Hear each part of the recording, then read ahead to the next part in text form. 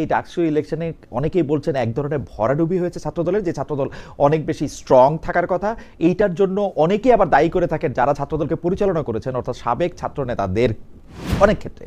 সেই ক্ষেত্রে এই দায় আপনার উপরেও এসে পড়ে কিনা, এবং আপনি মনে করেন কিনা যে ছাত্র দল যে ক্যাম্পেইন করেছে বা ক্যাম্পেইনের মধ্যে যে বিষয়গুলি সামনে এনেছে সেগুলি ভুল ছিল, বা ছাত্রদের ভোট চাওয়ার ক্ষেত্রে, ভোট পরিকল্পনার ক্ষেত্রে ভুল ছিল, অথবা সারা দেশে বিএনপি যেসব কারণে সমালোচিত হচ্ছে, অর্থাৎ চাঁদাবাজি, দুর্নীতি, প্রশাসনের হস্তক্ষেপ, সেইটার প্রভাব হলো। আপনি কি মনে করছেন হেলাল ভাই? ধন্যবাদ। আপনি একটা প্রশ্ন করছেন, এটা অনেক তাৎপর্যপূর্ণ প্রশ্ন। এটা উত্তর দিতে গেলে আমাকে একটু সময় দিতে হবে। আমি বলতে চাচ্ছি যে আপনি বলছেন যে সাবেক ছাত্র নেতা বা বিএনপির উপরে দায় বর্তায় কিনা। আমি প্রথমে মনে করি যে victory has many father's but defeat is orphan. আপনি জানেন, এখন সেই ডিফিটটা কি ছাত্র দলের হয়েছে আর উইনটা কি ছাত্র শিবিরের হয়েছে, এই প্রশ্নে আমি প্রথমে যাব। দেখেন, ছাত্র শিবিরের নিজের নামে কিন্তু তিনি ইলেকশনটা করতে পারেননি। অর্থাৎ রাজনৈতিকভাবে ছাত্র শিবিরের জয়লাভ হয়েছে এটা কখনো বলা যাবে না। তাকে একটা ঐক্য করতে হয়েছে।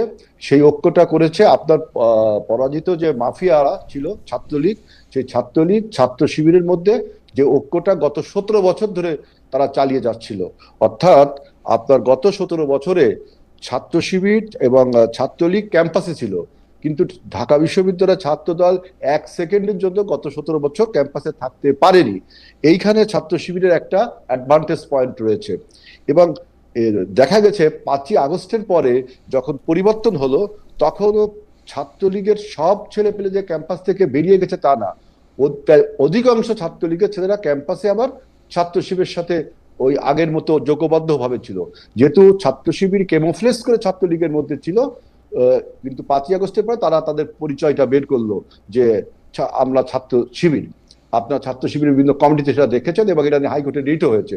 অর্থাৎ ছাত্রলীগ এবং ছাত্র শিবিরের যৌথ প্রযোজনায় যে ভর্তি হয়েছে, এবং এই 17 বছরে তারা এখানে কাজ করেছে, ছাত্রদল সেখান থেকে মাত্র 1 বছর কাজ করার সুযোগ পেয়েছে।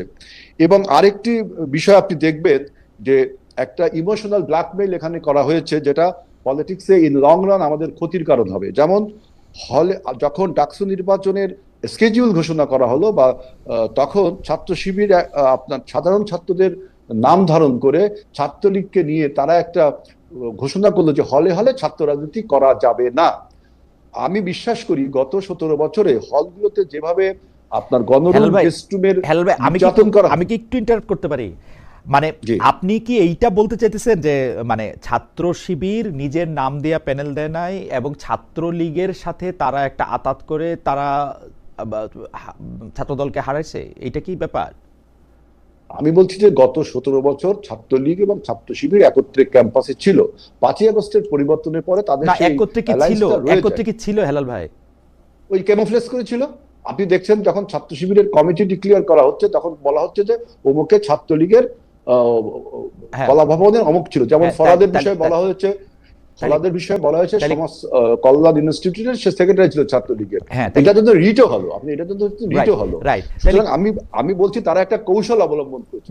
আপনি জানেন যে কোন কৌশলই আমি যদি এখন ছাত্রলীগের কমিটিতে থাকছে বলে ফরহাদ সাহেবকে এবং সাদিক কায়েম সাহেবকে বলিও, তাহলে তাতে কি তারা এটা ভোটে কোনো অ্যাডভান্টেজ পাবে? মানে আমি আওয়ামী লীগে লুকায় ছিলাম, এখন আওয়ামী লীগ আমার ভোট দিবে, এগুলি যুক্তির কথা হেলাল ভাই?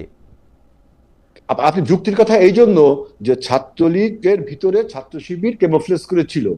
যখন ছাত্র শিবির 5ই আগস্টের পর নিজের পরিচয়টা বের করলো, তখন ছাত্রলীগের আশ্রয়স্থল হয়ে গেল ছাত্র শিবির। অর্থাৎ তাদের মধ্যে একটা নেক্সাস বা একটা অ্যালায়েন্স তৈরি হলো গোপনে সেটা। এবং আমি একটু গোপনে মানে আশ্রয়টা হলো গোপনে, তাই না হেলাল ভাই? গোপনে।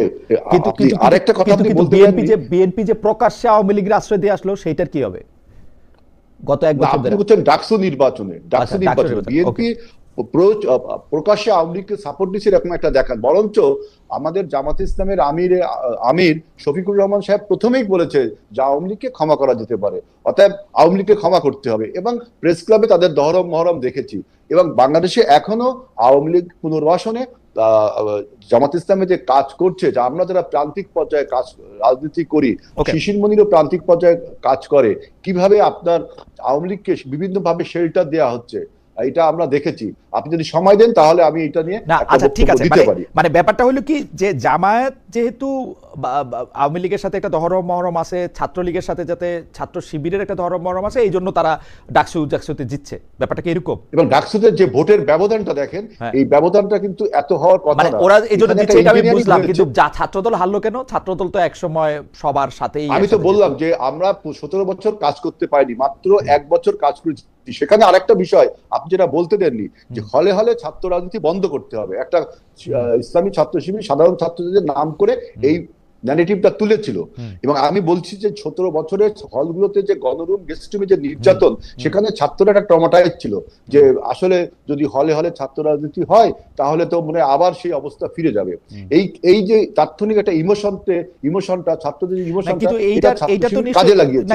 এবং ছাত্র হেল ভাই আপনি আমার তো বক্তব্যটা শেষ, জি জি আমার বক্তব্যটা শেষ করলে আপনি বুঝবেন। জি জি আমি যখন এবং আমরা তখন লঙ্গার ভার্সন চিন্তা করলাম যে হলে হলে ছাত্র রাজনীতি না করলে ছাত্র রাজনীতির ভবিষ্যৎটা কি? আপনি খালি কোথায় করবেন? ক্যাম্পাসে কোথায়? ক্যাম্পাস বলতে তো হল। আপনি ঢাকা বিশ্ববিদ্যালয়ের ছাত্র, মানে হলের ছাত্র রাজনীতি বন্ধ করার যে অযৌক্তিক একটা কথা তারা বলেছিল, এবং ওইখানে একটা 17 বছরের যে ট্রমা ছাত্রদের, ওই আবেগটা ছাত্ররা তখন কাজ করেছে। কিন্তু ছাত্রদল বিপরীতে গেল, লঙ্গার ভার্সন চিন্তা করলো যে না, হলে হলে ছাত্র রাজনীতি করতে হবে, এই জন্য আমরা কমিটিও দিলাম। এইখানে ছাত্র শিবির বা ছাত্রলীগ একটা আপনার একটা তাৎক্ষণিক একটা ইমোশনকে তারা আমরা একটা বিস্তারিত আলাপে আসবো না, কিন্তু মোটামুটি ভাবে ছাত্র দলের ক্যাম্পেইনে কোনো ভুল ছিল না, ছাত্র দলের অন্য কার্যক্রমে বা কোনো ভুল ছিল না, বিএনপির কোনো সমালোচিত বা বিতর্কিত কোনো কার্যক্রমেরও কোনো প্রভাব ছিল না। যা মানে আমি বুঝলাম আর কি আপনার কথায়, যে ডাকসুতে এটা হচ্ছে কারণ ইসলামী ছাত্র শিবির আর ছাত্রলীগে এক হয়ে গেছিল, ছাত্র দলকে রাজনীতি করতে দেয় নাই, তারপরে হলে কমিটি করতে দেয় না, এই জন্যই তো, আর বাকি সব ঠিক ছিল। আমি আরেকটা ভুলের কথা বলি। আপনি আমাদের একটু সমালোচনা করি। আজকে দেখেন ছাত্রদল প্রায় 5,000-এর উপর, 5,500 ভোট পেয়েছে, 5,700 মতো আমাদের ভিপি পদ ভোট পেয়েছে।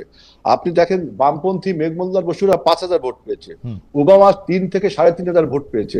আমরা যদি এই অ্যালয়টা করতাম, এই অ্যালায়েন্সটা করতাম, তাহলে তো ওদের অ্যালায়েন্স পারতো না। আপনাদেরকে এই আমাদের এই দুর্বলতা আপনি বলতে পারেন। আপনাদের সাথে আপনারা অ্যালায়েন্স করতে মানে কি, আপনাদের সাথে কেউ অ্যালায়েন্স করতে চাইছে কিনা? চাইও তো নাই কেউ, সেটা অন্য বিষয়। এটা আমাদের বিষয়। আমরা অন্য দল যারা আমার বক্তব্য শুনছে, আমাদের ওই যে আমরা যদি এই যে শিবির যে ছাত্রলীগের সাথে ঐক্যবদ্ধ হয়েছে, আমরা যদি যারা ইন্ডিপেন্ডেন্ট ইলেকশন, ছাত্রদল ইন্ডিপেন্ডেন্ট ইলেকশন করেছে, আমরা যদি অন্য সংগঠনের সাথে, বামপন্থীর সাথে, স্বতন্ত্রের সাথে ঐক্যবদ্ধ করতাম, তাহলে কিন্তু শিবির আপনার এত ম্যানিপুলেশন করার পরেও, এত ইঞ্জিনিয়ারিং করার পরেও জিততে পারতো না। ওকে, এই জায়গাটা আমাদের, আচ্ছা ঠিক আছে, এই দুর্বলতা আপনি বলতে আমার পারেন। মনে হয় যে হেলাল ভাই, আমার মনে হয় যে হেলাল ভাই আপনি যা বলেছেন তা নিশ্চয়ই আপনি তবে ডাকসু নির্বাচনে কিন্তু আমরা সাধুবাদ জানিয়েছি, ধন্যবাদ জানিয়েছি, সেটা আপনি জানাইছেন, কিন্তু নেতাদেরকেও ধন্যবাদ। কিন্তু হেলাল ভাই আমার মনে হয় যে আপনি আপনার বক্তব্যটা নিশ্চয়ই ভেবেচিন্তেই বলছেন, বা এটা আপনার দলের অবস্থান থেকে আপনি বলছেন, কিন্তু আমার কাছে মনে হয় যে যুক্তিগুলি আপনি দেখাচ্ছেন সেগুলি হয়তো আপনি আবার একটু রিভাইজ করবেন কিনা, একটু দেখবেন কিনা, কারণ আপনি যতদিন পর্যন্ত, এটা আপনার ব্যাপার, দর্শকরা শুনছে। আমি নেক্সট ইলেকশনে তো আমাদের অবশ্যই আমি একটু অ্যাডভোকেট শিশির মনির কাছে যেতে চাই। অবশ্যই নতুন করে ভাবতে হবে।